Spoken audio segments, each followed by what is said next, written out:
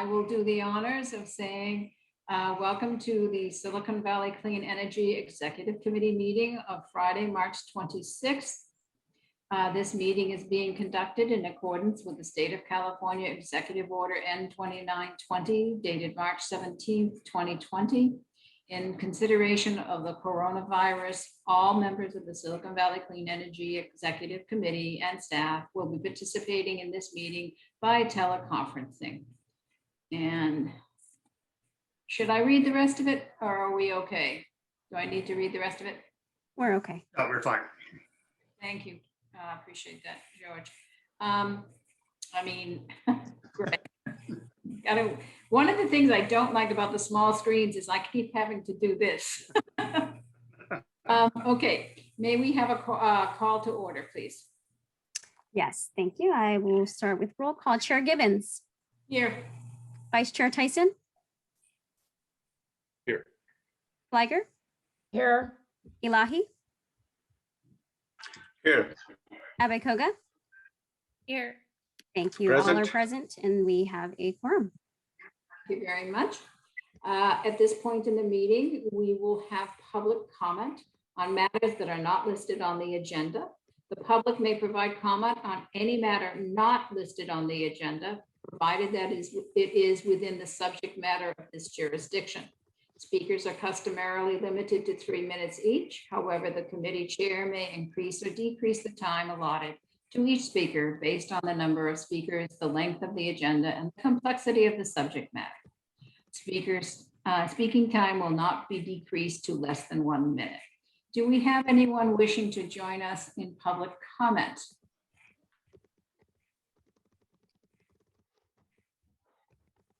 I don't see no hands anyone. raised.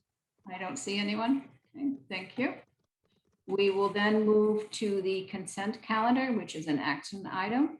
This is to approve the minutes for the February 26th, 2021 Executive Committee meeting. Is there any question or discussion? Seeing none, do we need to do public hearing on this? Okay, so we'll open public hearing. No comments? With no comments, I'll bring it back to the commission or the executive committee, and we will have either a motion or comments. Anyone wish? Motion move to approval. Second. Abekoga. We have a motion from Director Tyson and a second from Director Abekoga. May we have a roll call, please? Yes, thank you. Chair Gibbons. Yes. Vice Chair Tyson. Yes. Flagger. Yes. Elahi. Yes. Abekoga. Aye. Thank you. The motion carries unanimously. Thank you very much. And we will now go on to the regular calendar. We have items 2, 3, 4, and 5. We will begin with the CEO update, which is also a discussion item. And sir, it's your screen. Thank you very much, Andrea. I just sent you a PowerPoint. And so I have 2 slides. Let's actually go to the second slide first.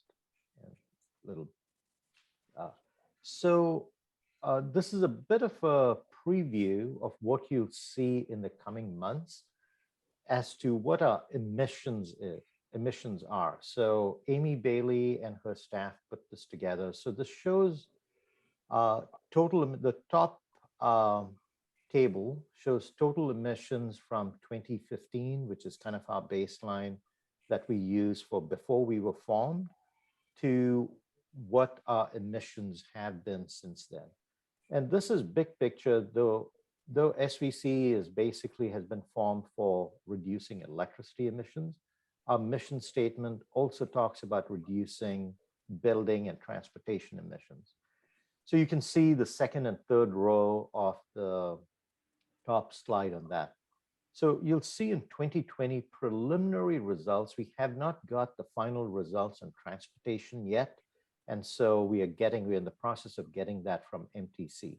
So once we get that, we'll be able to update it. But we expect, given COVID, that those transportation emissions are going to be lower than 2019. But we've just put for 2020 preliminarily, we've just used the 2019 number. So that's why you see the asterisk there. And the table in the bottom shows the change in emissions relative, so 2020 relative to 2015. So that 85% is saying 2020 electricity emissions are 85% less than what they were in 2015, 71% less than what they were in 2017, 22% less what they were in 2019, and so forth. So you'll see the bottom line on the table on the bottom, the first column of 28%, the right at the bottom. So it shows that the total emissions are about 28% less than 2015. So that's close to our goal of 30% less. Now, the thing that the caveats here is like the COVID transportation, the things that are happening in COVID in 2020 that we may not fully understand yet. But I just wanted to give the board, at least the executive committee, a sense of where the numbers are coming in. And we do have an initiative that Amy is leading up. I know that Bruce has talked about this before too, which is, providing more data around our emission reductions. And it's a very complex piece of work, right? Because we essentially are doing economy-wide emission reduction. So that's something we hope to get done by the end of the year. And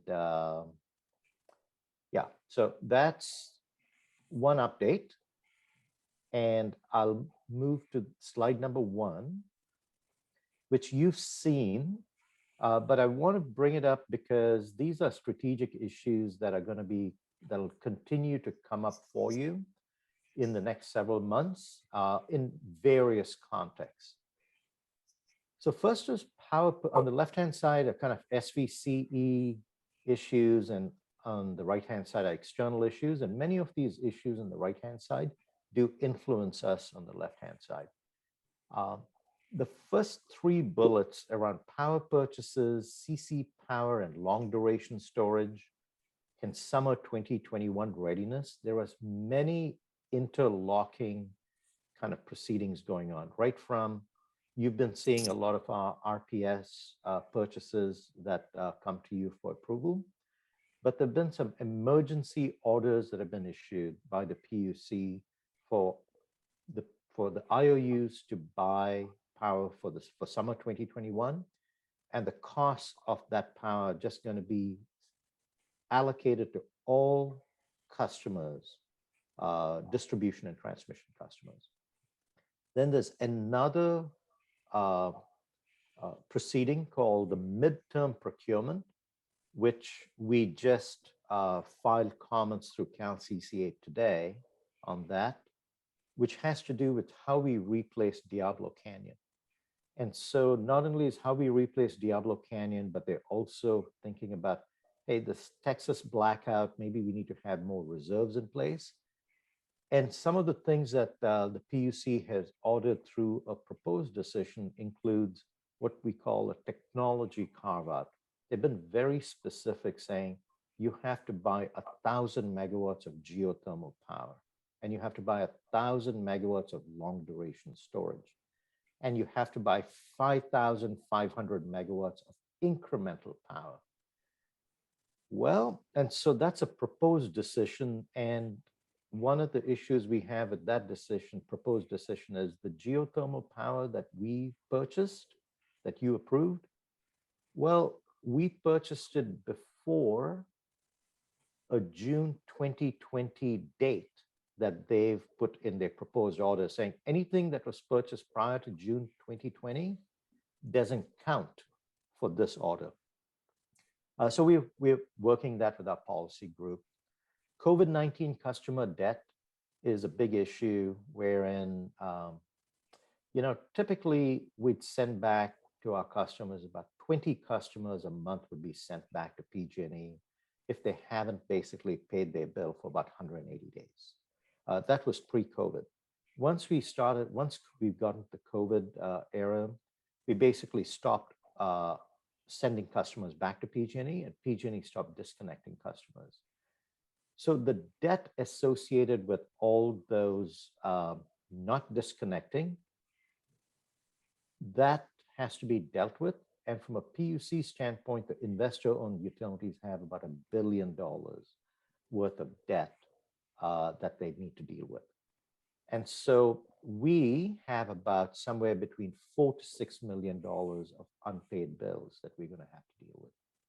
So we're looking through it. We'll come back to the executive committee first, maybe as early as April, but definitely by May, starting to look at some options. And I think we may have some options on how we can help the customers who most need it. Financial levers, Amrit is leading up that rather major strategic project where we're looking at, as the PCIA goes up, and we expect the PCIA to stay high for the years 2022 and 2023. Though I have to say our forecast, unfortunately, none of us have very high confidence in forecasts, but we need to make some forecasts on our future financials. So that's what Amrit will be working with the exec committee and board on to see where do we have flexibility. And fortunately, we are in a great place with healthy reserves, but this is going to be a very important discussion. Even if you don't make any policy decisions this year, I think it'll be very important for the coming year. So, and then SVC's prepay, you're going to hear a lot about that today. And then SVC staffing, we continue to fill the backlog of our vacant positions. We made an offer to a senior government relations manager. We should be able to announce that hiring next week. We also hired Karthik Rajan a couple of weeks ago, and we are out recruiting for new positions. We'll also come to you with probably a request for a couple of positions for next year, but that's all TBD. That'll all be part of the financial levers and strategic planning process over the next several months. Lastly, I will talk to you about, on the right-hand side, items F and G. So we've had a lot of energy-related bills, and we have the first ad hoc ledge reg committee meeting next week on April 1. So we will be talking to the committee about that. At the same time, we have some of our local elected officials like Senator Becker and Senator Cortese who have introduced bills. We are in touch with both those offices. In some cases, we have a couple of clarifications that we need to make. So we are reaching out directly to our elected offices to make sure we can communicate with them prior to the April 1 meeting. And then we will be bringing back to the exec committee and the board. We're going to be providing a lot more information on what our positions are on different bills. So we will be providing that to you. And lastly, direct access. The CPUC is expected to issue a report any day. We expect it definitely by the end of March. No, definitely, we expect it by the end of March. I don't know when it'll come out. About direct access and how direct access could be expanded. This is an outcome of legislation that got passed in 2018, SB 237. And that has impacts to our financial situation, could have impacts.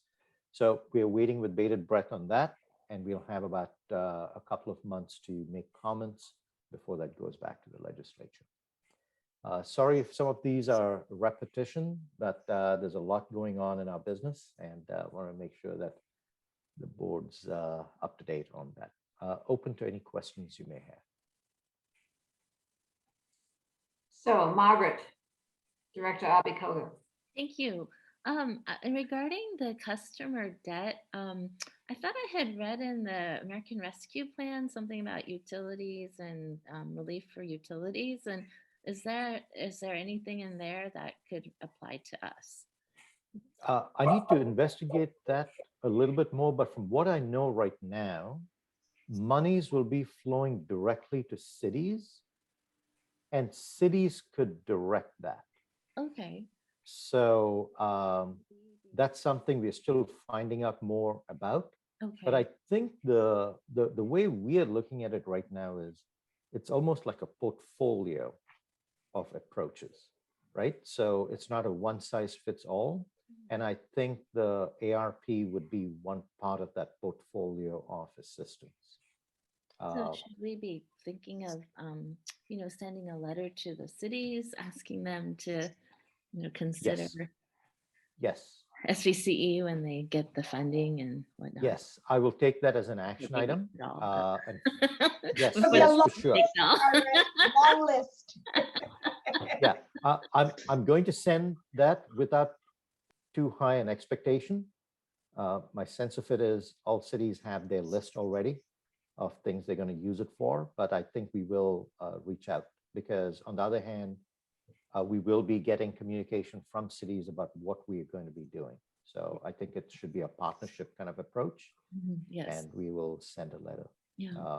I just don't think the cities are necessarily aware of the debt that we are incurring. So Yeah. it would be helpful to communicate that. Yeah.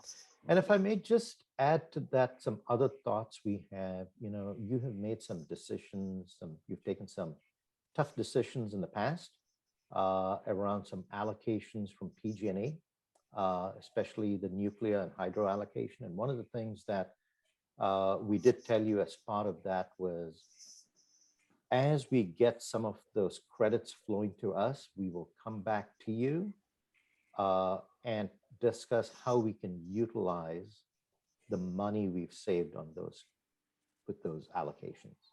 And when we had talked to you about it, we had said, this can be actually really targeted for customer programs. And so I think that's in a way, so that's another place we're looking at. So we'll bring you a variety of options. Thank you. For that question. I will refrain from commenting on financing in cities. Anyone else have a question? I have two. When you're talking about the legislation, any of the bills or SB 612, one of the things that's helpful is to track when it goes to a committee. And typically it needs to be, comments need to be in like a Tuesday, 3 or 4 days before the meeting. And it would be helpful if we can have as much notice as possible, both at the Legislative Committee for Cities Association, which only meets once a month, and then how each city is handling their legislative. Some cities require it to go to actual council. Others, like mine, has a legislative committee that has some flexibility. So support letters might take a little practice in getting them in a timely fashion. Just Okay. address that for a second. Mhm. Yes, and this is exactly what our senior government relations manager would be on top of, and they know all these processes. Right now for SB 612, it could be heard in committee either April 12th or 26th. Letters have to be put in place by April 7th. We are currently prioritizing communicating with the county because we want CSAC support too, and CSAC needs to hear from counties. So because we have 13 members and literally because we don't have, there's some bandwidth issues in terms of we don't have our government relations manager yet. Mel and I are thinking about how can we prioritize. So we're going to go the county first, and then we would maybe, Liz, we can also have an offline conversation, and if the exec committee can tell me who's set up for quick responses, we could also prioritize those cities. So we can do that. And also the Cities Association, the chair of legislative committee, I believe Nisa is now his name? Rich, from- Rich is now the LAC chair. Yeah, Rich is now the LAC chair. And this is on the legislative committee, subcommittee agenda, so we can talk about it. But I think having a letter from the Cities Association would be a good one to have. So I would check with him and Rich Constantine. Okay. If, see what he's comfortable doing in the time frame, because the next Cities Association meeting isn't until like the 12th or 13th, I think. We- Okay, then my second question is on your first slide. It was interesting to look at the numbers on the bottom table because they were sort of the reverse. And they're interesting because it said we're 85% better than we were in 2015, 15. But it's important for people to understand that each year you're going to be less and less better because we're making more and more progress. So this is kind of one of those funny reverse tables. And that's when you were highlighting the 28%. But I was curious. I didn't realize that we were tracking in our greenhouse gas reduction goals, natural gas and transportation. I thought we were tracking just electricity. So can you, because obviously from what we're seeing, natural gas is going up and transportation is going down, but not a lot.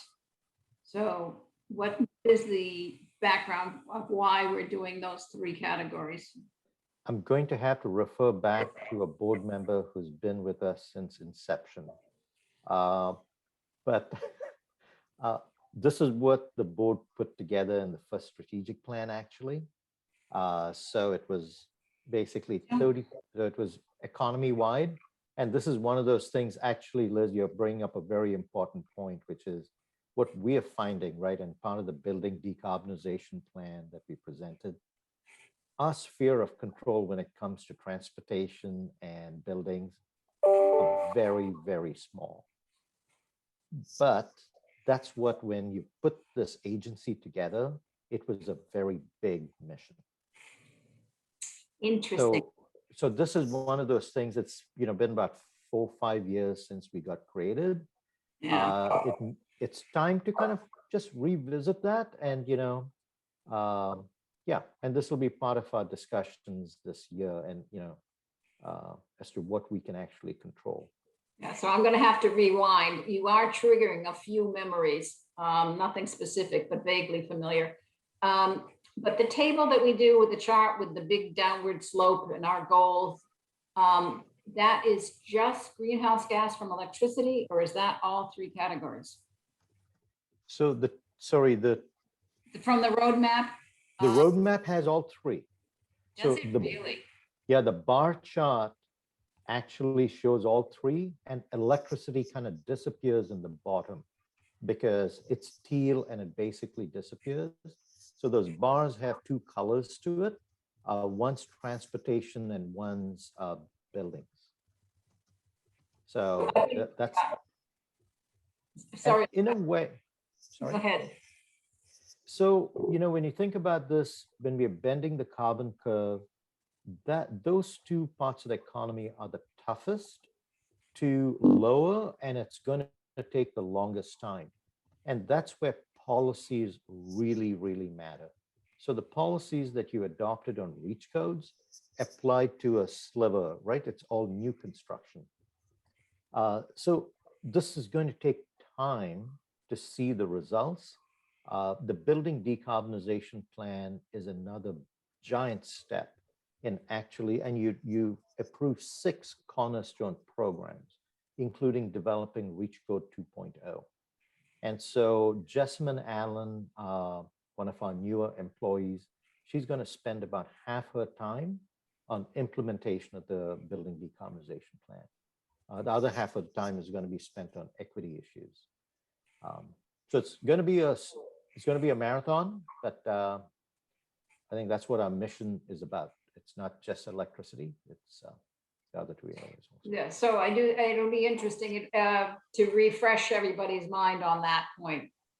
So, okay, thank you for that. If there are no other questions, oh yes, George, and then Javed. Hello, Javed. Well, I think Nisa was ahead of me, and then Javed. Okay, so Nisa. That's fine. Thank you, George.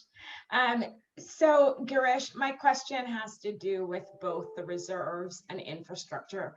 I've been in at least 2 meetings since the Texas blackouts, and those 2 topics have come up repeatedly as ways for states like California to respond and be prepared for what happened in Texas. And so I wanted to better understand, and I know you just mentioned legislation, but what exactly is SVCE's role in pushing for the right infrastructure and building up the reserves? So for example, I imagine as a body, we can come up with our own goal. But is there also the state imposed goal? And I know you said, pre-June 2020, that wouldn't count, and we're working on addressing that.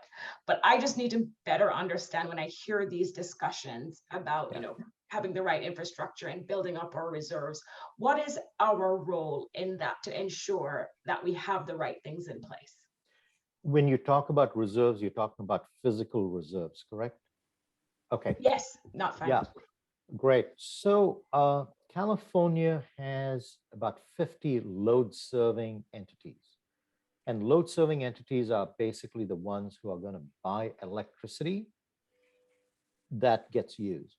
The CPUC sets the rules on reliability. So they say, in order to keep the lights on, here are rules on reliability, and they basically allocate the obligations associated with that to all the load-serving entities. And essentially, it's a 3-year program where we have to buy capacity for 3 years out. Now, there are lots of complexities underneath that and lots of details, but essentially it's a rolling 3-year program of resource adequacy. When it comes to money, we spend about, say, $240 million on electricity a year. About $35 to $40 million is reliability purchases. So it's basically making sure we have capacity in place for these unforeseen events. Now, that's what we do. And so our role is we actually have to comply with the regulations that the PUC sets for reliability. Now, yeah, so that's our role. The PUC has a role, and there's another agency called the California Independent System Operator. Can I just ask one clarification? So the PUC sets that standard, but we as a group can also set an even higher standard for ourselves. And I know it's not an easy standard to achieve. Yes. But I'm understanding. Okay. Yes. So California, the CAISO, the California Independent System Operator, they do studies of the electrical system, and they'll say, here's what you need. That gets handed over to the CPUC, and the CPUC converts that requirement into specific requirements for each of the load-serving entities that they regulate. And in the process, they make their own changes also. And municipal utilities also have to comply with these mandates, but they comply through the California Energy Commission and the CAISO directly. They don't go through the CPUC. Yes, we can do more. We are also doing, so let me also, unfortunately, I don't have good news for you in the sense that the rules around reliability are very, very outdated.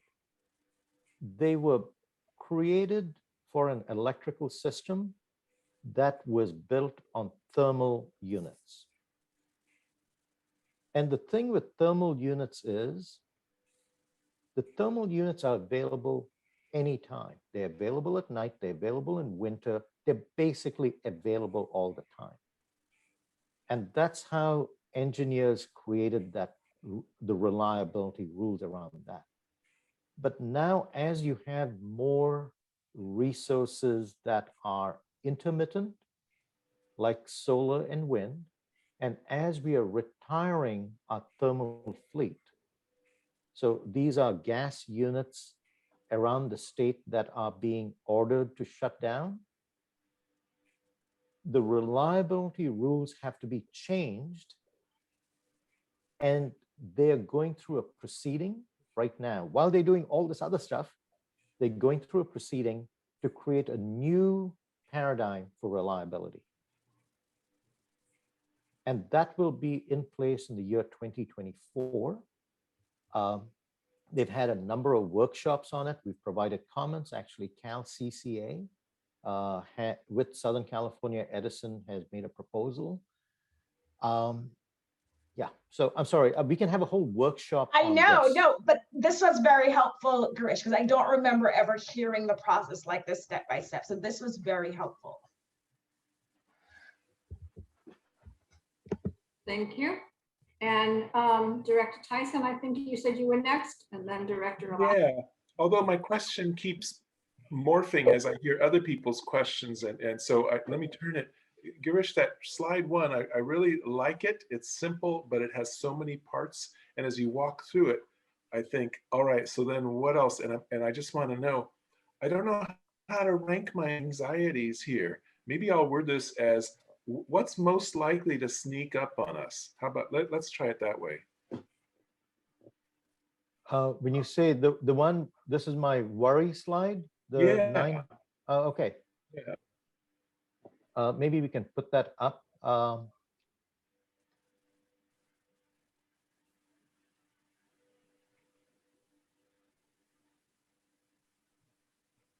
Here's the thing, and this is, we've talked about it within our leadership team too. We have to deal with all 9 of these. And some of them, say for example, I'll pick number 5. They're what you'd call like Covey matrix. It's a Q2 task. Mm-hmm. It's important but not urgent. But if we don't set aside time for that, Mm-hmm. it's going to be an issue for us. And so this is a process that Amrit is leading along with Amy and Monica. So that's something that's really important that we continue to invest in. COVID-19 customer debt, it's coming. It's June 30th, that deadline's done.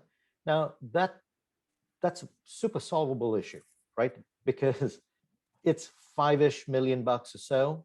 We have reserves. Vice Chair Abikoga has already said we can write letters to cities, so we can expect lots of money from cities to help us on that. So that's the issue. I'll tell you one thing that worries me is summer 2021 readiness, because last year we had blackouts, so I'm worried about that. And I think with the climate changing, just extreme weather could cause some problems from our own. But the thing with summer 2021 readiness, there's not much we as SVC can actually do. There's nothing major we can actually do. There are some programs that we are going to be participating in, and we can talk to you about that in more detail. Customer programs to reduce load. I think the power purchases is going to be, it comes in with this financial levers kind of thing. It's, we were very aggressive when we started, right? We say we want to be 100% carbon free. Let's buy all these this renewable power and carbon free power.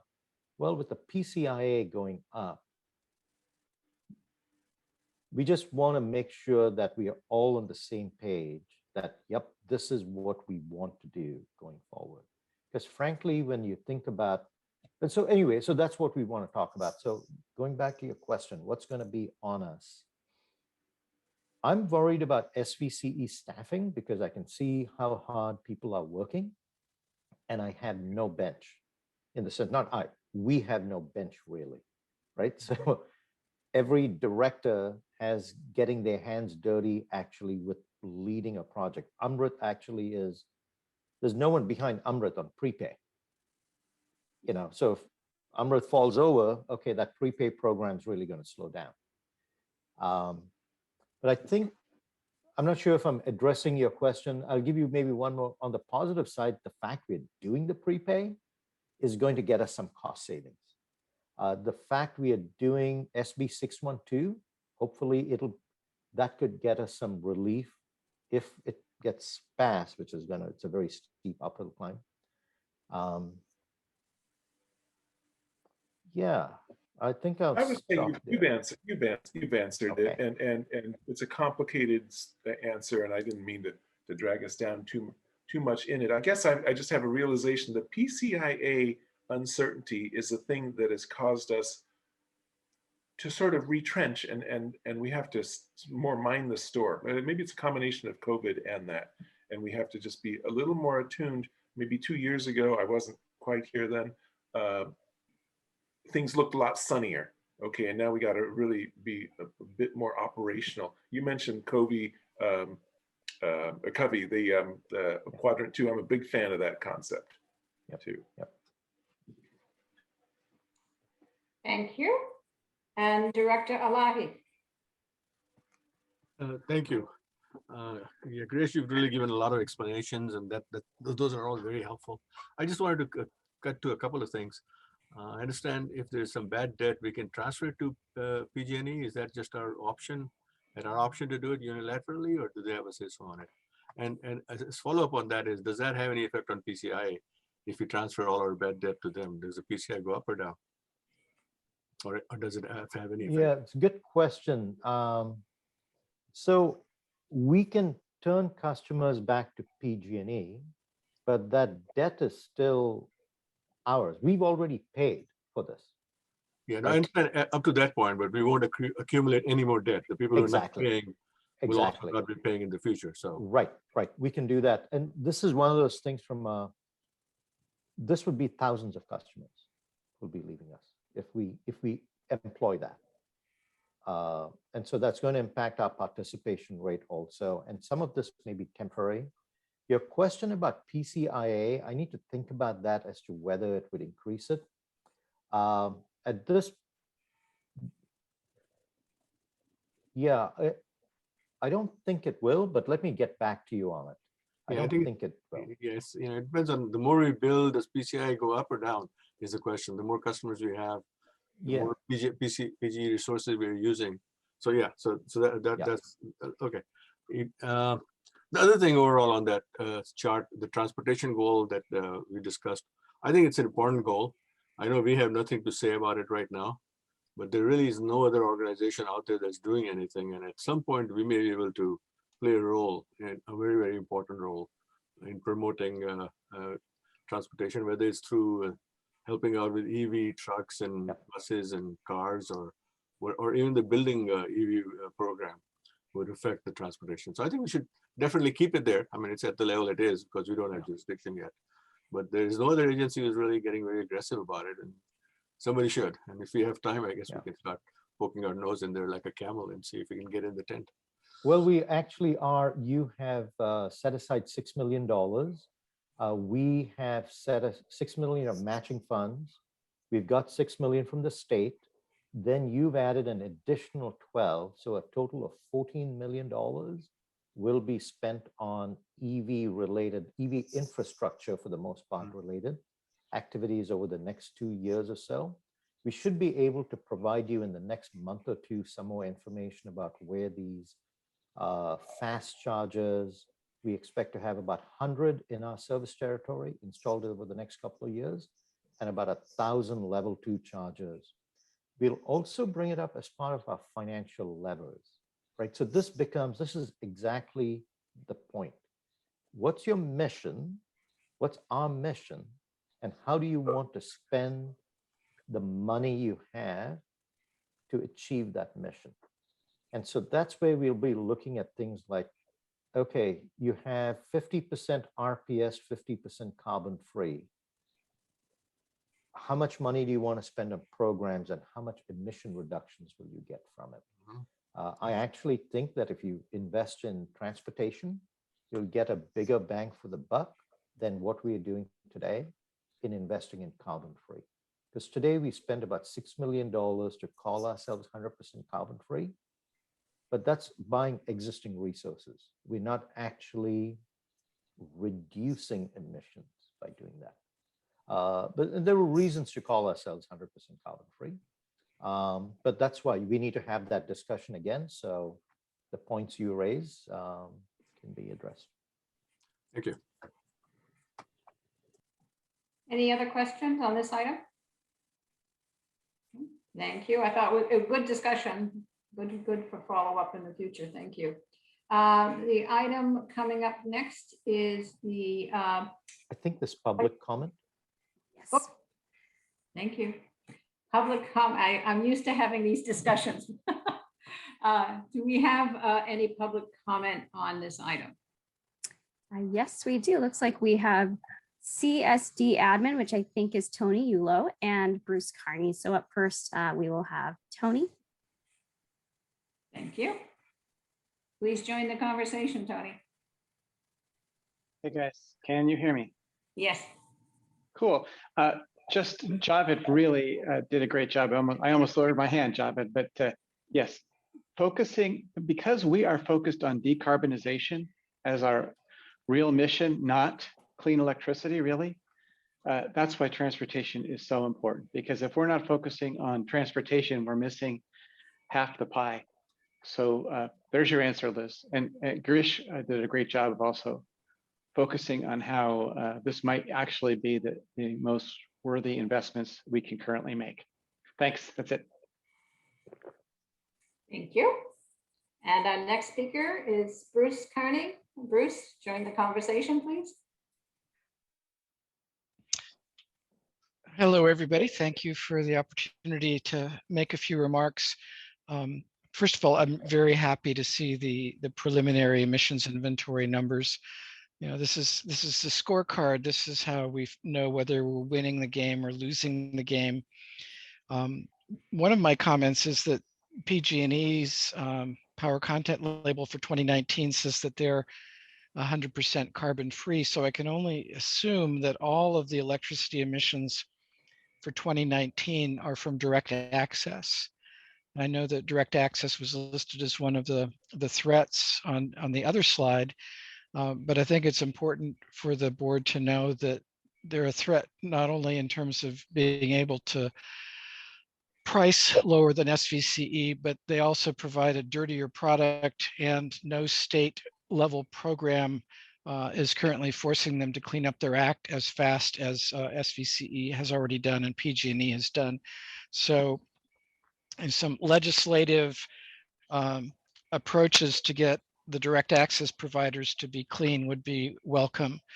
The other thing I wanted to mention is that, you know, the reason that an electricity agency is looking at these other sources of greenhouse gas emissions is because they're essentially acting as the proxy of each of the cities, and each of the cities, when they measure their emissions, will be using a scorecard that includes building and transportation emissions. And I know that some of the members of the executive committee represent communities that haven't done an emissions inventory either ever or in a very long time. But I think you should share with your fellow council members the impact that having data like this can provide on the kinds of decision making that cities should be looking at. SVCE clearly can't do it all. The building codes that most towns passed in the last year and a half are certainly a big step in the right direction, but I would love to see cities do more. And perhaps one way they can do that is cooperating by providing, you know, some shared resources to SVCE, or co-funding new resources that SVCE can you know, direct to certain things that cities need. As I've mentioned in the past, one of the ways SVCE could do that would be to provide the complete GHG emissions inventories for the smaller cities that haven't done this, or for all cities in its service territory. Anyway, I'm very heartened to see the numbers, and I look forward to future conversations about how we can make them get better faster. Thank you very much, Bruce. All right. If there are no other public comments, seeing none, we will bring the item of the CEO's update discussion back to the executive committee. If there are no other comments, this is a discussion item, and we will move on to item number 3. Okay. Item number 3, the California Community Power Authority Policies Update. Thank you, Chair. It's me again. So we have a presentation. This is for information only. If you wouldn't mind, I'd like to finish the presentation and then we'll come back to a particular slide where I'm sure you'll have some questions. So, and on one of the slides, we're going to do a bit of a tag team between Greg Stepanisic and myself. So going to slide number 2, this on the right-hand side is a graphic that Pam and her team put together on CC Power. So this is the service area that the CCAs that are members of CC Power represent. So it goes up from Humboldt County right down to the southern end of 3C East Territory, which is Santa Barbara County. So we just formed it in January 2021, but all of you are aware because you've been part of this. We've talked about it right back in 2018, and PG&E bankruptcy got us distracted with other things happened, but the time came to create this. And essentially, the primary motivation for creating CC Power was to get economies of scale. And it was also strategic in the sense that from a legislative standpoint and regulatory standpoint, to the extent that we could act at scale, we could actually have a seat at the table. So there's a strategic value to it too. So we are running it with a skeleton crew. We have an interim GM and interim GC, all part-time, all contracted for, and a lot of member sweat equity. And your agency is putting in quite a bit of that member sweat equity through a number of staff working on this. But we do have all the other CCAs are also putting in work to get this going.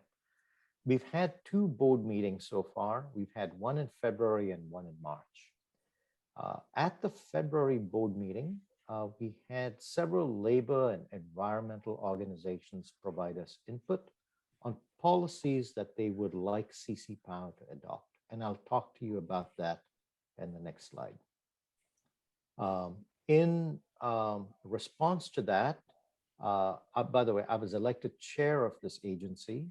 I formed this ad hoc policy committee with 4 CCA CEOs and the interim general manager to work on developing policies. And I'll talk to you about what they have come up with and what the next steps are. At this point, there's only one project that CC Power is working on, and that's a long duration storage project.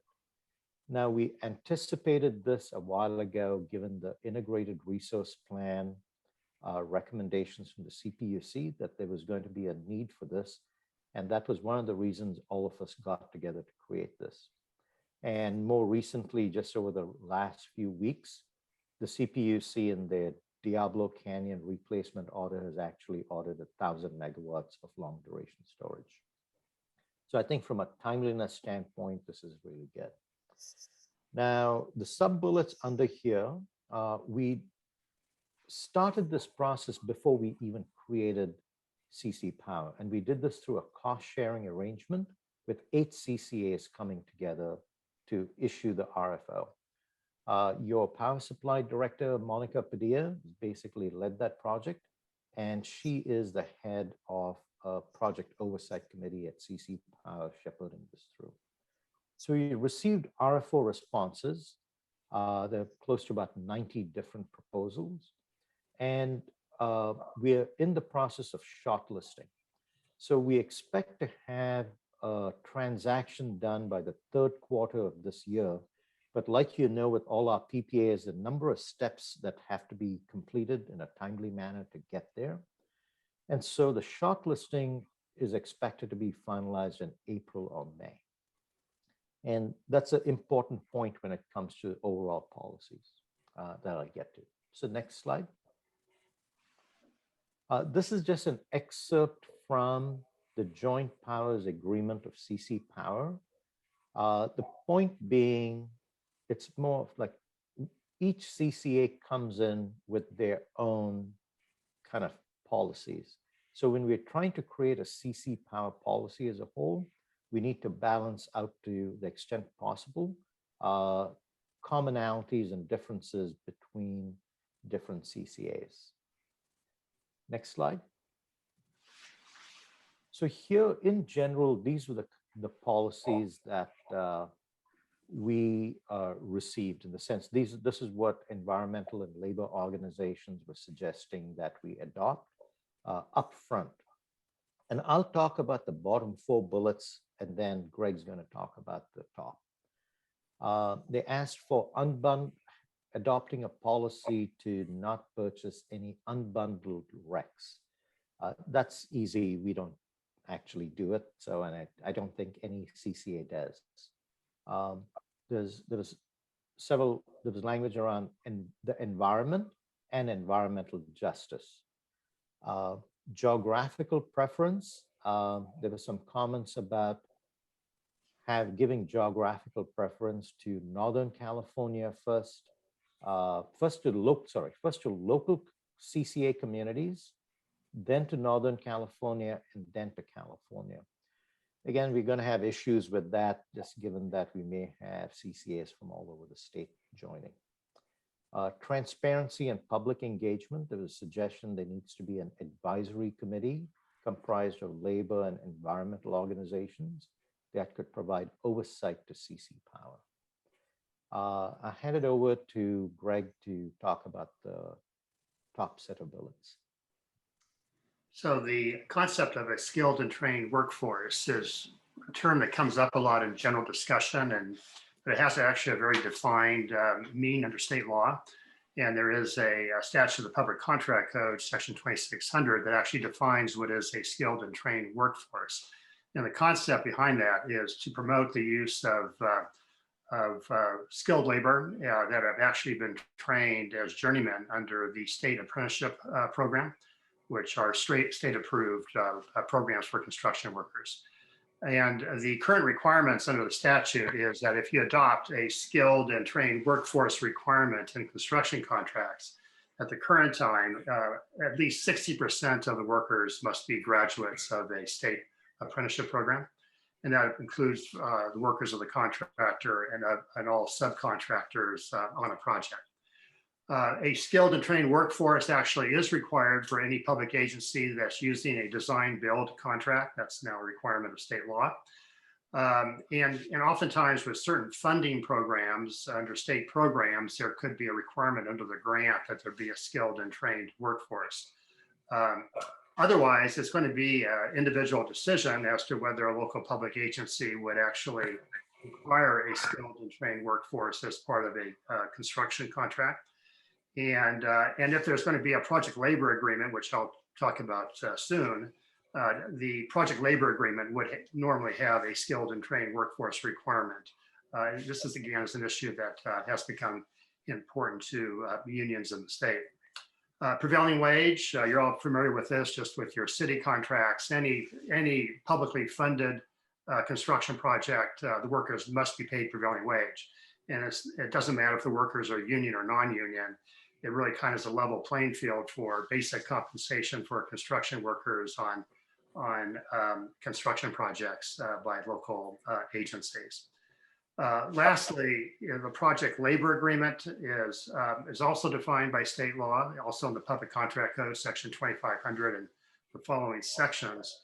And a project labor agreement, there's a lot, sometimes they tend to be very controversial, and there's kind of pros and cons of different groups over whether or not cities or other public agencies should use them. The unions are very strong in urging public agencies to use project labor agreements. Under state law, they're not mandated. It is left for individual choice as to whether a public agency would use a project labor agreement. And the concept here is what it does is it essentially requires that that the construction contractor who's awarded the contract must use the local collective bargaining agreement for the payment of its workers. So irregardless of whether or not the workers are union or non-union workers or union or non-union contractor, under a project labor agreement, the contractor awarded the contract must use the local collective bargaining agreement. And the hiring then is generally done through the local union hiring hall, and is how the workers are actually end up being employed on the project. In my experience, this is a case-by-case decision made by local public agencies, and in my own experience, they've been used on very large and complex projects, not on everyday public works projects. So there is that is the general the practice. I would say that they tend to be used for the larger, more complex projects. And as I mentioned earlier, there would normally be a requirement of having a skilled and trained workforce as part of a project labor agreement. Thank you, Greg. And we can move to the next slide. And by the way, the previous slide we'll come back to for discussion. I'm sure you're going to want that up. So here's where we are in terms of the CC Power Ad Hoc Policy Development Committee. So the interim general manager working with the ad hoc committee came up with a draft set of policies and shared that at the second meeting of the board in March. Obviously, it was posted prior to the meeting as part of the Brown Act. So that was fortunate because we got some very good input from IBW 6 and 617. Very thoughtful input, which basically looked at what was proposed, the draft, and provided suggestions. So they were also very appreciative of CC Power and the board engaging in this discussion. So here's what some of the next steps are. We'll have a second draft of policies under development that will be discussed with the board at the next CC Power meeting, which will take place on April 21st. We are going to meet with labor and environmental groups. They actually suggested it, and so we're going to take them up on their offer so that we can have more of a free-form kind of discussion, clarifying what is being looked for, etc. You know, for example, one of the asks was all energy efficiency programs and all energy storage programs should also be under a PLA. You know, obviously we want to get into more detail about the definition of that.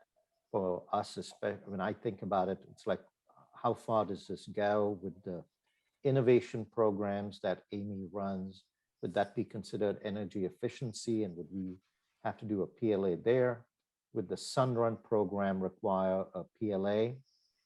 Or are there other ways of basically meeting the same interests without having a blanket policy that gets adopted by CC Power that may be applicable to all CCAs?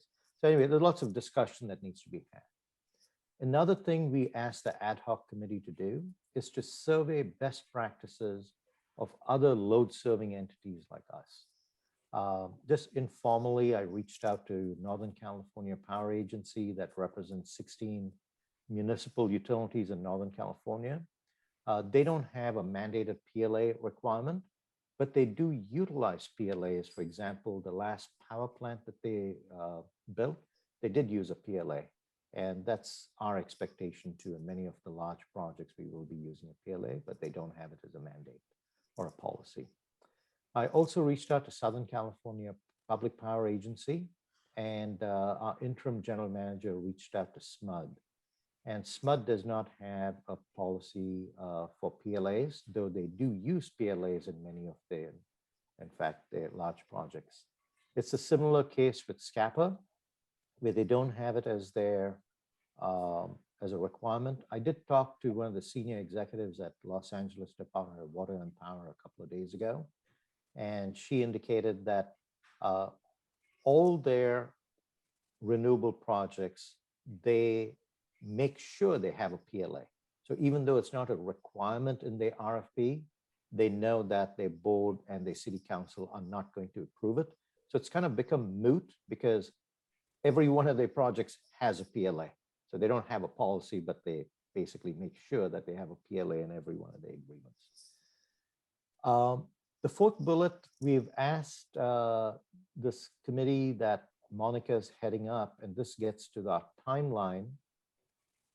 We may have to bifurcate this to implement some project conditions on the long duration storage project. So this is a way we can go to the shortlisted entities and basically talk to them about labor-friendly practices that we would want them. So basically having a PLA into their project. Since we didn't require it, we don't know if that's going to change pricing, but that'll be a discussion that we'll have with them.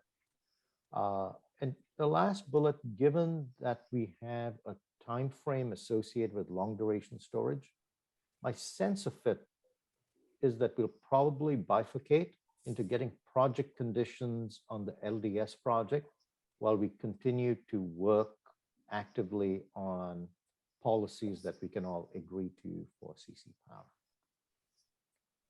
Next slide. In terms of next steps, our board meeting, next one will be April 21, and I am planning on updating the executive committee on April, SVCE executive committee soon after that on April 23rd.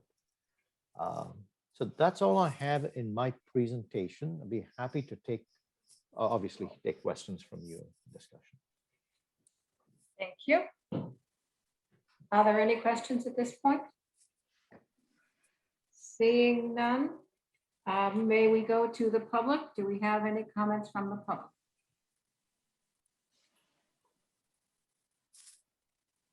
Seeing none, we'll bring the discussion back to the committee, and I believe Director Elahi has a question. Yeah, I guess that's a pretty complex proposition, and you have a slew of things to consider. Bottom line, is there any idea whether what effect it has on the costs for us with the agreement or without the agreement? And more important than that, what effect does it have on the quality of the labor force that does the project? Do we get better labor force with the project agreement or more untrained labor force? No. So if you have a PLA, you'll get a very well-trained labor force. That's a given. And so essentially, that is the plus of having a PLA, right? You have all the trades, they're ready, the contracts are already set up, whether it's the carpentry union, the metal workers union, IBW, it's all preset. And I think that's, there've been a number of studies, and depending on who sponsored those studies, you'll have one group saying that costs are higher, and another group saying quality is better. I think from what I've seen so far, there's no compelling evidence one way or the other, which would tell you that you are, if you have a PLA, you'll get less quality. In fact, PLAs tend to have better quality work. But you can't say PLAs also have higher costs. So let me ask Greg, he has more experience with this. Maybe he can also talk to it. Yeah, it's one of the concerns that get raised about PLAs that'll cost more. But I have to say, in experience, I had a project a few years ago, a very large transportation project in the city of Fairfield. And there was a concern there wouldn't be as many bidders. There were a lot of bidders, and the cost came in very good and very competitive. So in that particular project, as an example, I really did not demonstrate any additional cost. One other item I did not mention is that a typical provision in a PLA is there's a no strike clause. And again, you have an established agreement that's being applied, the collective bargaining agreement. And in return for the use of that, the unions will agree that there would be no strike during the course of construction. If I may just add one more point, I think for me, when I think about this from a policy issue, it's not so much yes or no to PLA, it's yes or no to mandating PLA. That's the policy issue. Because I think it's, especially for large projects, in California on the renewable side, they're not going to be built without a PLA. If PLA will happen essentially for the most part. I was talking recently to one of these offshore wind developers, and they're thinking about building some giant wind farms offshore. This is 10 years out, and they already have all their contractors.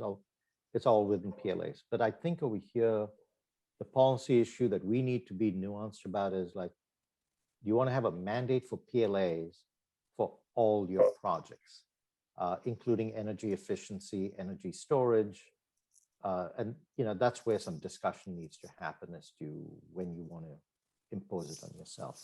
And I can add another example here on energy efficiency programs, that to the extent, for example, CCA has a energy efficiency program with small projects and single family residential homes.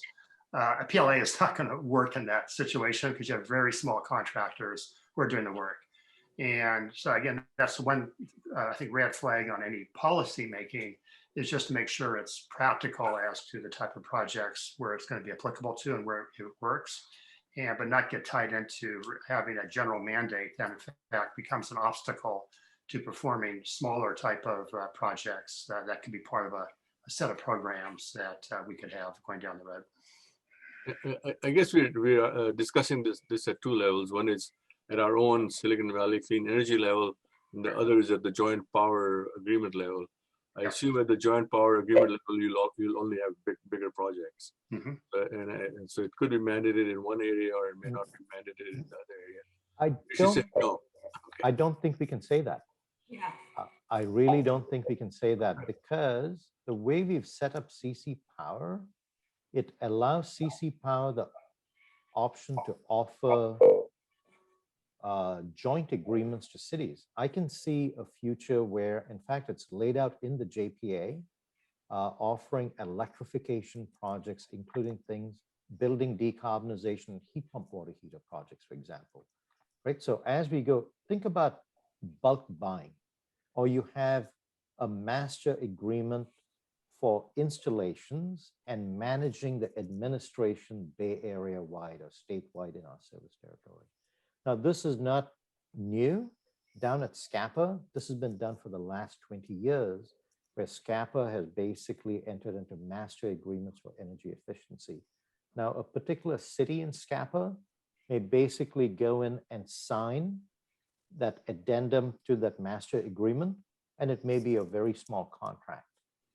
So that's why it's not a one-off. Understood.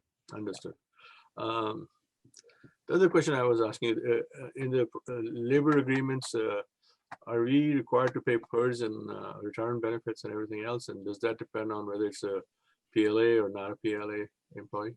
They're not our employees. Labor actually in PLAs, and even labor has their own trust funds for training and medical trust funds. And there's some nuances around the PLAs about specialized labor and things like that, but it's not our problem. That's all gets rolled into the cost that the developer takes into account. I do know that IBEW is not part of CalPERS. That's a different, they have their own different medical trust. All right, thank you. Thank you. Director Flygor. Thank you. So my question has to do with just where you think the other members of CC Power are. I think it was a very smart move to create that ad hoc policy committee to really delve into the details and get more information before moving forward with such a big decision. So I have a two-part question. One, do you know where the other CC Power members are on the issue?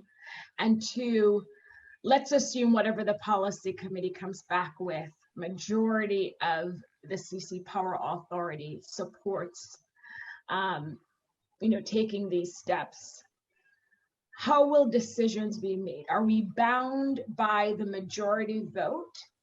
And I guess there's a third part to this question. And if we are bound by the majority vote, Is there a way for us to opt out of the agreements where we don't think we want, for example, a PLA to apply? Yeah, it is a majority vote. And first question is, how do I know where others are? Since we don't actually have a final proposal, I don't, but I can give you a sense of where they are given the interim nature. I'd say Peninsula Clean Energy, there's not going to be a surprise because all this has been done publicly.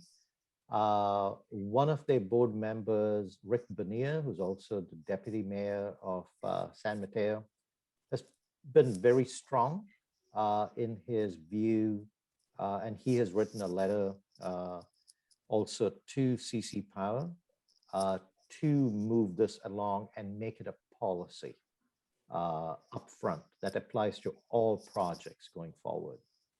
So we kind of know what I'm pretty sure I know how Jan's going to vote on this. That's one vote. That's one vote. I think everyone across the board is pro-labor. There's no one. So it's just a very friendly. It's a labor-friendly organization. That's fine. The thing is, it's also voluntary. No one actually has to transact under CC Power. And so people like, I know that 3CE, for example, has indicated preliminarily in a public meeting that if it becomes a PLA, they may consider even leaving CC Power.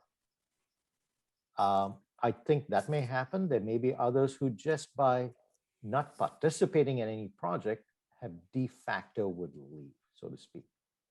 And to me, that's a little bit of how do we navigate this? Because we're a brand new agency with nothing. We have nothing to our name. Unlike, say, SVCE, when you formed us, you knew you were getting 270,000 customers, and you knew you were going to get a few $100 million in revenue. That was going to happen. That's not the case with CC Power. Your last question about majority, and this is kind of, I think, if PLAs become the policy, you can't opt out. Whereas the other way, where if it's optional, then so you can have a project where the project members decide, hey, when we put the RFO out, we're going to insist that we have a PLA, but it's not a policy of CC Power. It could be those set of members who want to enter into a project. They can decide when the project gets initiated, right? You can decide to do that. So that's a problem I see if we mandate it right up front, and especially when we don't have any experience under our belt on doing this. So some of these, yeah, so that's my thinking, and that's how I would, in a way, the question you've asked me is kind of like how I would, how I would communicate to the board. And your question is also very relevant about the CC Power, and Javad's question also is very similar. The CC Power where I'm sitting on the board, and so I want to get the sense of what our board wants to do, right? So that I can make sure that I'm representing our board's interests most effectively at CC Power. And that's one of the reasons when you think about timeline, this thing takes time, right? With each CCA is going to have very similar discussions like I'm having with you to get a sense of where the board is and get some guidance. At the same time, this long duration storage project, we need to make some decisions right now. That's why I think it's going to get bifurcated, which won't be satisfactory to some of the proponents because they want it to be do it and just go because they don't. And I recognize it because if they have to come to each CCA to advocate for a position, they have to visit 8 or 10 CCAs. And that's a lot of work. And yeah, it's going to be tough to do. Thank you. And I would offer that I've had a lot of experience with project labor agreements on public work construction projects, buildings with all the disciplines, which is a different set of disciplines needed primarily for the kind of projects that we're talking about. So it'll be interesting to see the discussion move forward. I am not in favor of having a project labor agreement as a policy because of what's been discussed, which is what I will call the domino effect. How far down into the individual CCAs does this policy go? So I think it's problematic. I think there's a tremendous benefit to allowing it to be done project by project. So that's just my take that, and my experience is project labor agreements are more expensive, but again, I qualify that by saying it's for construction, building construction projects, which involves a whole lot of disciplines. So I just give that as a little perspective. I think we've covered everyone's questions and we went to the public, did we not? And we have not. Too many notes on my table here. So do we need to go to we do need to go to the public. Do we have anyone commenting from the public? I thought you already went to the public. I thought we had, yeah. All right. So if there are none and there's no further discussion, we are all set to move forward. Thank you for an important update. And we will go to item number 4, which is the Innovation Program Impacts Matrix. I'll be dropping off the call, so good to see everybody. Thanks, Greg. Thank you, Greg. Great. Good afternoon, Chair, Vice Chair, and Directors. Thanks very much for the opportunity to speak. This can be a pretty brief item, and also it's really for information only. It's a follow-up from the November 2020 Executive Committee meeting covering the impact of our innovation programs. Could you go to the next slide, please, Andrea? And we can go to the next one yet. So this presentation will only be around 5 minutes or so, but just by way of background, since I think we do have some new members of the Exec Committee, innovation is one of the 6 program focus areas in SVCE's decarb roadmap. And there are 2 particular programs identified and launched. Innovation On-Ramp, which provides grant funding to launch pilots with third parties. And then also Innovation Partners, which is what we call sponsorship and organization of different hackathons and innovation events to engage the local ecosystem. The goal of our innovation programs is written here to leverage SVCE's unique position to engage and support the innovation ecosystem in addressing key technical, market, and policy barriers to achieving deep decarbonization, both in our service territory and beyond. And then just by way of background on budget, the board approved $600K a year for fiscal year 2019 through fiscal year 2022, excuse me. Primarily, this is devoted to Innovation On-Ramp, the pilots.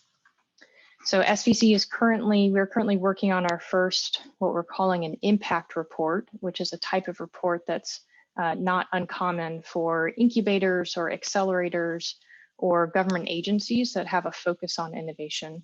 And so that report is in the initial stages of development and is scheduled to be completed towards the end of summer, June, July timeframe. And so we wanted to check in with you all on the earlier part of this process, specifically on the metrics that we're focused on. So next slide, please. So we have 5 prioritization criteria that were adopted in the decarb roadmap, a part of our strategic framework listed here. And so you've probably seen these before, probably a few times.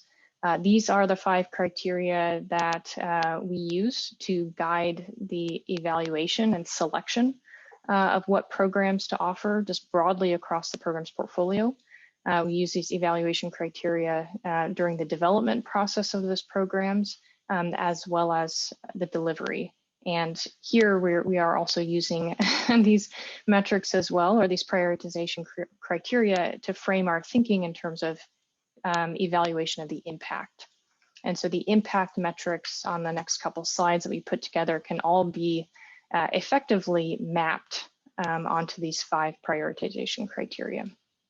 And so the next 2 slides provide the draft list of impact metrics. And so I'll walk through them briefly. And so under the category of customer and community value, there are 4 different metrics here. One is co-funding. For innovation programs, we often have the pilot partner providing match funding. Sometimes it's from an external grant, sometimes it's from their like in-kind support. But we've been pretty successful at getting skin in the game, so to speak, for innovation programs. So that's one metric. Certainly the customer and local partner monetary benefits resulting from our pilots, jobs created or work hours or contractor hours resulting from the pilots, also customer feedback and satisfaction. Were these pilots, were these concepts of value to the community, to our customer base? Under emissions impact, of course, greenhouse gas emissions reductions is the core mission. And that's one of the key metrics of the pilots, as well as local renewable energy capacity and generation, energy savings, peak reduction or load management, also local pollutant reduction. And then I'll go through the next category here, but then also provide a few more comments. So the next category or criteria is scalable and transferable. So in this case, we try to select programs and pilots that have the potential to have an impact, not just in our own communities, but also if we want to develop solutions that can work not just in Silicon Valley, but in Central Valley, in the north part of the state, and other parts of the country. And so there are a few different proxies effectively that we've identified to estimate the transferability and scalability of these solutions. One is follow-on funding to our pilot partners, also follow-on business partners and customers. And another proxy to the relevance of these pilots is also just media coverage, publications, and major outlets. If it's being covered in these major outlets, then it's a good proxy to these innovations being relevant more broadly. And so before going on to the next slide that covers the rest of the impact metrics, I just did want to also mention we have a pretty diverse portfolio of pilots. And so it's probably important to mention that not every single pilot we'd be able to use all of these metrics. And so a subset of metrics will be relevant for each pilot. Okay. All right, we can go ahead to the next slide. All right, and so the last 2 criteria here are equity and service and core role for SVCE. So under equity and service, across the portfolio of pilots, we're looking at what are the distribution of impacts across our customer base, including low and medium income and disadvantaged communities. Many of our pilots, probably over half, have an extremely strong equity angle. And that's by design, trying to tackle some of the hardest sectors to decarbonize. And so we're trying to capture that impact here in this metric. And another one is leadership diversity. And so in the board meeting earlier this month, there was a discussion on the supplier diversity report that we are now required to provide. And so tracking leadership diversity of our pilot partners is another metric that we can track to kind of suss out or understand equity and how it relates to our program activities. And then the last category here is core role for SVCE. And this is a little bit of a fit category. Which types of activities are we really best suited to advance? And there are kind of there are a few different metrics that came to mind under this category. One is, certainly community engagement. We are a community energy provider. We are responsive and serve the community. And so the level of engagement with the community was one metric, as well as a key element of being a CCA, of course, is working closely with our member agencies. And so how these pilots have enabled us to support member agencies and various member agency initiatives is another metric, as well as regulatory and legislative action. There are a few pilots that we have that are really kind of focused on strategic issues like data access, for instance, that comes to mind, and the results and learnings from these pilots feed into our legislative and regulatory platform, and also are already, in the case of some pilots, being used in proceedings in other states. And so, taking our learnings and helping to propagate it more broadly through regulation and legislation is another kind of core role for SVCE that's captured here as a metric. Next slide, please. So it was a bit of a brief whistle-stop tour of the metrics that we've identified. This is largely a draft list, and we're still working on really identifying methodologies for calculating these metrics. As you probably might already be thinking, some of these are easier to measure than others. And some of them are going to end up being more qualitative, but we're going to be as quantitative as we possibly can be. So that the next steps here are to incorporate any executive committee input, then finalize the list of metrics and the measurement methodologies. And for this, we have ADM Associates, our evaluation, measurement, and verification consultant that can provide some important expertise and support for this. We'll complete the data collection in the spring timeframe, work on the impact report to have that published in the summer timeframe. And one other note that I would mention, our innovation programs are quite young. We've been working on pilots for a couple years, which is a pretty short time period as it relates to innovation. Nevertheless, there are plenty of initial learnings that we think will be very relevant for other CCAs, for our communities, for legislators and regulators that we hope to communicate through this impact report. In addition to really it helping to tell the story about why SVCE is prioritizing innovation and what role we have to play. So those were my comments. I think just one last item is a big thank you to Jessamine Allen, who's our newest programs analyst on the DCARP team, who's been doing all the legwork and critical thinking underpinning this and working on we'll be working on the impact report. So thanks to her. Happy to take any questions or comments.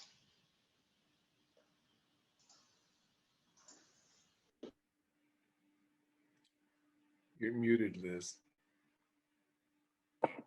I'm trying to keep quiet in the background. Thank you very much, Amy. That was very helpful information.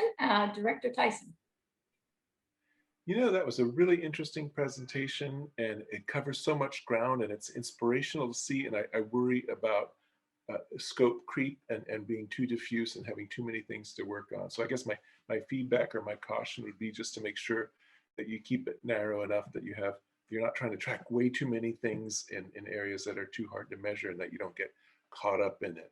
And then now that I say that, now I'm going to throw another thing at you, and that is something that I got a copy of just yesterday as this fascinating program I'd never heard of, and it's through the Cupertino Rotary Climate Action Committee, volunteer training on installing solar roofs. It's a project with sunwork.org, a nonprofit, and it's training people like me to get up on people's roofs and learn how to install solar for nonprofits and those who can't afford it.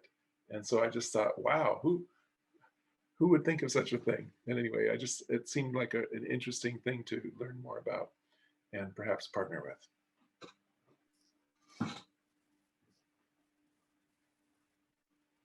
If I may say something, Chair?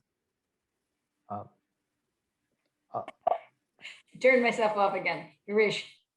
So I need to say Rod Sinks was looking into this, so he's reached out to us to see if he can, provide some assistance. But I need to say Amy Bailey is on the board of Sunworks. Isn't that right, Amy? I was on the board of Sunwork for a few years. I actually stepped down since it seemed to kind of complicate my current position. So, but definitely a big supporter from a distance. Thank you. If there are no other questions at the moment, we will go to public comments. Do we have any public comments? I see none. Thank you. We will close the public comment and come back to discussion. And do we have any discussion? Well, I, for one, am waiting for the report. It's exciting. You're going to see a lot of what's been going on behind the scenes for a long time. So that's super neat. So thank you for providing our summer surprise. Thank you. All right. We will now move on to the final item of the day, which is the power prepay update.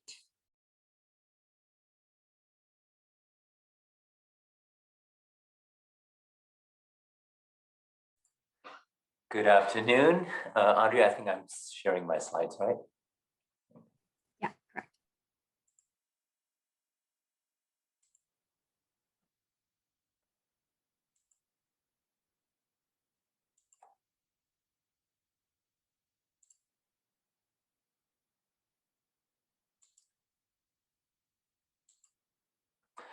Okay, so I will go through the overview and structure of the power prepay. One item that will come up to the board next month is approval of the JPA. That's going to be the financing authority, and I'll explain more as I go into the presentation what role it plays. As we started the meeting, we alluded to a little bit earlier that we had a robust discussion of this topic at our Finance and Administration Committee earlier this week. And we got a lot of good feedbacks, which we'll be incorporating in upcoming updates and presentations. So start with a big overview, and then I'll walk through the steps of the prepayment structure.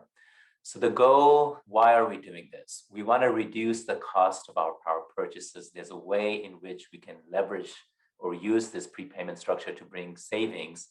And our target is to get about 8 to 12% savings on transactions that we can run through a prepaid structure.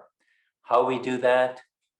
We enter into a 30-year non-recourse tax-exempt transaction with a taxable entity like Morgan Stanley.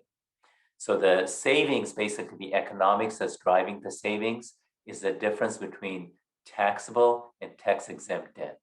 As a government entity, we have access, or the financing authority that we will create has access to tax-exempt debt. But as a taxable entity, Morgan Stanley can only access taxable debt. So there's an opportunity there to arbitrage that spread between the two debt types of debt and bring that savings into our portfolio. One thing I will say is we, SVCE, will not issue any debt. The financing authority will issue the debt. These are non-recourse. They will not show up on our balance sheet. We are not obligated in any way with this debt. Morgan Stanley will back the debt. If anything happens, they will be responsible for basically payment of the debt. If the structure falls apart, for example, they would have to redeem the bonds and pay the outstanding principal and interest on the loans. So now I'll go through structurally how the components come together. So currently, so one thing I'll say before I go into the structure is we are pursuing the prepayment structure with East Bay Community Energy. So we're working together on this, and we will both engage in this transaction with Morgan Stanley. So the way it works right now is, prior to the prepayment structure, we have an agreement with a counterparty, a power purchase agreement. And this can be for a long-term renewable contract. It could be a short-term carbon-free product, but any of those kind of transactions could flow through the prepay structure. So here I'm using the example of our long-term power purchase agreement that we have with the seller. So currently the seller provides us with energy and the associated renewable attributes with that energy to us. And in return, we make a payment to them. Okay. So then now we want to take the same arrangement, this power purchases, and run it through the prepayment structure. So how do we achieve that? First, we set up this entity called California Community Choice Financing Authority. So this is another JPA similar to CC Power in that it's a JPA set up by a number of participating CCAs, but it's a separate entity. And the distinction between this and CC Power is this agency is for financing prepayment transactions. And that's the reason it's being set up. So we're working on setting this up. And then at the same time, the contract that we have with the PPA seller, we novate or assign to Morgan Stanley. The terms and conditions of the PPA as we negotiate it stay in place. We're saying, as long as this prepayment structure is in play, instead of receiving payments from us, you'll receive payments from Morgan Stanley, and the energy will flow to Morgan Stanley and through Morgan Stanley to us. Okay. Then what happens is the financing authority will issue the tax-exempt bonds. Again, as I said, non-recourse won't show up on ours, and it's not also, if anything happens, it's Morgan Stanley that backs up these bonds. So the CCFA now issues the bonds, collects the bond proceeds. Then it takes those bond proceeds and basically gives that to Morgan Stanley. Okay. And there's an agreement entered into with Morgan Stanley called the prepaid power supply agreement, where the financing authority says, I'm giving you this lump sum of money, and in return, you will give me the energy from the PPA seller. And that's where the term prepayment comes from. Okay.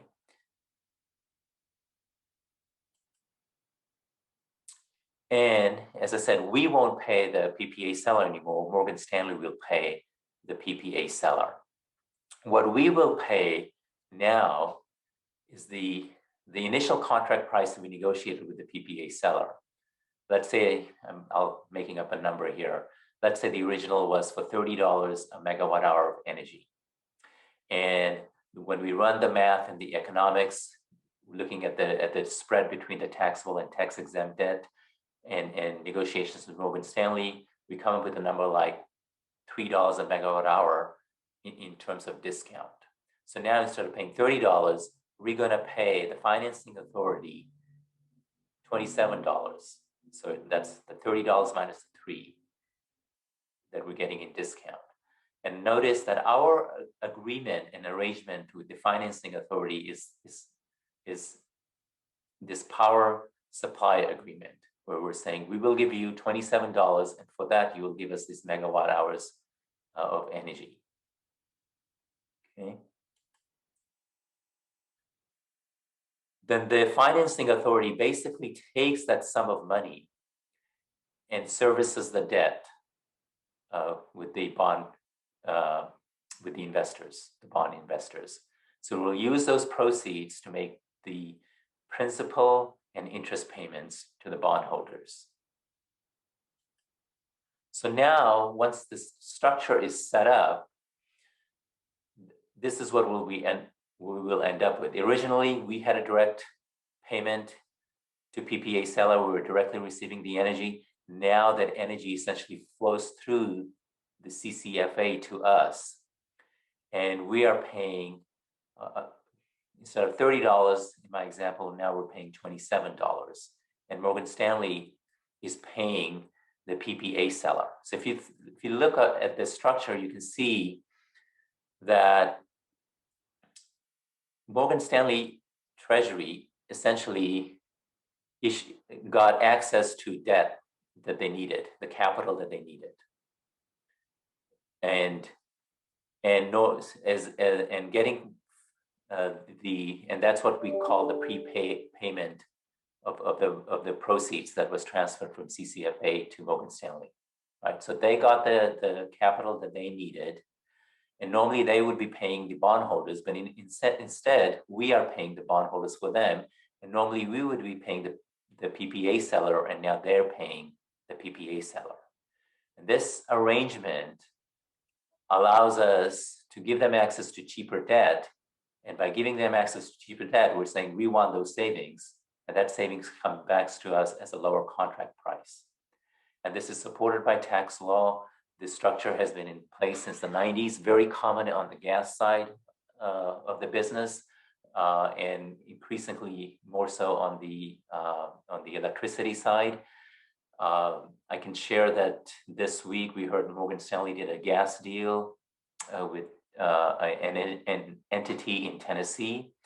So the spread between taxable and tax-exempt debt are increasing. So these deals are becoming more profitable, but it's still not at the level where we would execute to gain our 8 to 12% savings. So, but that is something we're monitoring, and there's a lot of work upfront in the preparation phase of setting up the CCFA and the whole host of transactions that we're negotiating with that will be in play between us and the CCFA and between CCFA and Morgan Stanley. And that's the preparation phase, again, in two parallel paths. One is the formation of the CCFA, which we want to bring to the board for approval next month. And the other is all the transactional documents that we're working with Morgan Stanley, that we're negotiating every week. We have weekly meetings with them. And let me give you a little bit of an overview of how we're setting up the conduit. So initially, there's 4 of us who will be the founding members. There's us, there's East Bay Community Energy, the Central Coast, and Marine Clean Energy. We will be the founding members of this JPA. Other members, such as other non-founding CCAs, can later join the agency to finance their own prepayment structure or any other municipal entity. Each member will pay an equal share of the general and administrative costs, which we expect to be very low. But the key feature is that when Marin goes, for example, and does their prepayment, that the cost of undertaking that project will be borne by Marin. So whichever entity undertakes the project will bear the cost of it. There's no way that one member's projects can affect the cost of another member. And just to reinforce, the bonds that the financing authority will issue is not an obligation to any of the members. Our arrangement with the financing authority is we have a power supply agreement that we negotiate up front. Say, you give us the megawatt hours, and this is the price we'll pay you. And the entity in itself will, the financing authority will enter into a mirror prepaid power arrangement with the investment bank or Morgan Stanley in our case. The tentative schedule, and the reason we're calling it a tentative schedule is that the schedule to a large extent will be dictated by market economics, the spreads that we're looking for. If the spreads materialize sooner than, let's say, the summer, we will try to speed up, but there's not too much opportunity. There's some flexibility in the schedule because we still have to go through and negotiate all the number of agreements that are needed to put in place. So that's our focus this month. Also going into the next month. Next month, we want to bring the financing authority JPA agreement for approval. In May timeframe, we will start looking into marketing of the bonds. We'll try to finalize all the contracts. And then once we get all the contracts finalized, we will bring it as a package to the board for approval. So you have full oversight of what the numbers are, what the size of the bond is, what the discount is, and the economics, and how all the components fit together. And then the execution will be in July or whenever the market economics dictate that it's feasible for us to achieve that kind of savings we want to achieve.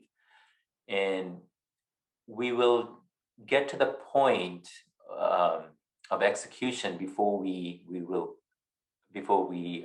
get all the transactions ready before we pull the trigger with the rating agencies, because that entails some costs. So, but there's a lot of prep work that needs to be put in place, and that's our focus in these months. Any questions? I know I went through that fairly quickly. Thank you, Amrit. Do we have any questions? Director Alahi. Yeah, my question had to do with the agency that issuing the bond. How does that qualify for tax exempt status? Is it that another nonprofit entity? I know we qualify, but this is somebody else who's issuing the bond. Yeah, it's also a JPA. And so it's another agency that we're setting up. But it's just like SVC is a JPA, this entity itself is a JPA. It's a governmental agency. So it's a JPA that's set up between us and the EBE? Well, we are sort of one of the members of the JPA. We have a seat at the board, similar to how we have a seat on the board at CC Power, along with 3 other CCAs and later on whoever else wants to join in. And is that JPA on the hook for the bond or not? That JPA will be the entity that will issue the bonds, but the bonds really are backed by Morgan Stanley. So if for any reason the transaction falls apart, the investors will go after Morgan Stanley. Yeah, my question was, is it non-recourse for the JPA or not? It's non-recourse for them too, because they don't have to guarantee any of the payments. It's guaranteed by Morgan Stanley, but it will be on their balance sheet. It won't be on our balance sheet. We may have a footnote on our financials, but it will not show up on our balancing sheet. It will be on the financing authority's balance sheet, but still non-recourse to them. Okay, thank you. No other questions from the committee? We will open the public hearing. Are there any questions from our wonderful public? I don't see any. If there's none, we'll bring it back to the committee for follow-on discussion. Anyone have any comments besides me? Okay, so repetition seems to help me a little bit here. I'd offer a couple of thoughts. One is, I think there's some terms that you've been using, Amrit, that should go in our glossary, so that non-recourse and novate and some other ones I wrote down here, even prepay, and a few things like that I think would be helpful in a glossary, or at least in the staff report, would help people understand.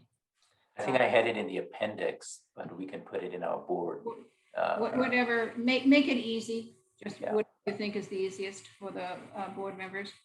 We talked the other day, I think it would be helpful if you clarified that of the $1.4 billion in PPAs that we have initiated, you're talking about 250 million or 400 million worth of prepay agreements going into this entity. You're not putting everything in, correct? Okay, so currently we have about 1.492 billion in commitments of PPA. We are probably looking at a small subset of that we're putting in.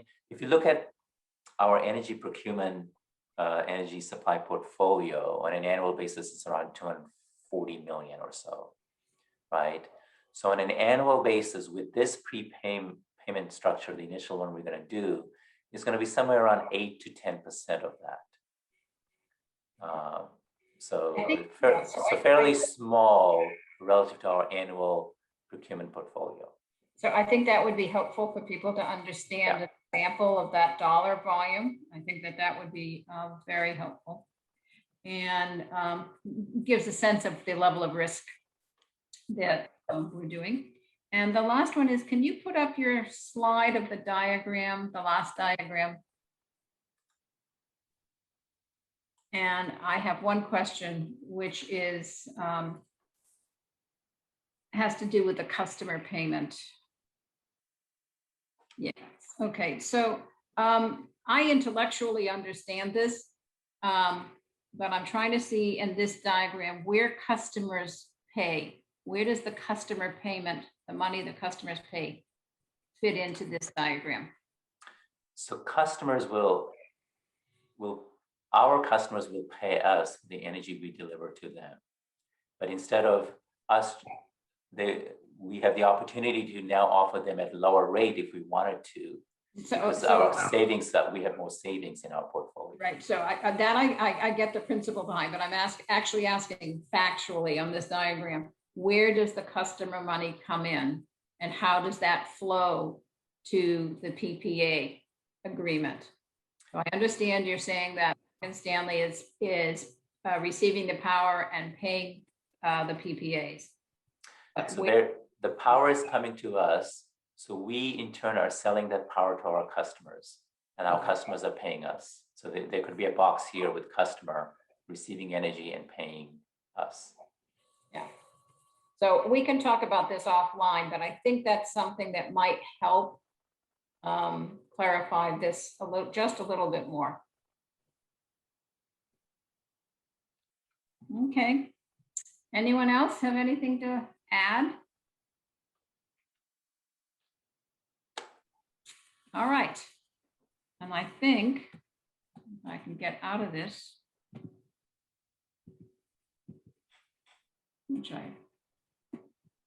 there we go. We have, that was for discussion only. Thank you all. And we have committee and staff remarks. Does anyone have anything they wish to contribute at this point from the committee or the staff? Seeing none. Oh, Director Tyson. You know, it was just something that caught my eye, and it was an op-ed in the San Jose Mercury either yesterday or today, and I have limited involvement with the VTA and its organizational structure.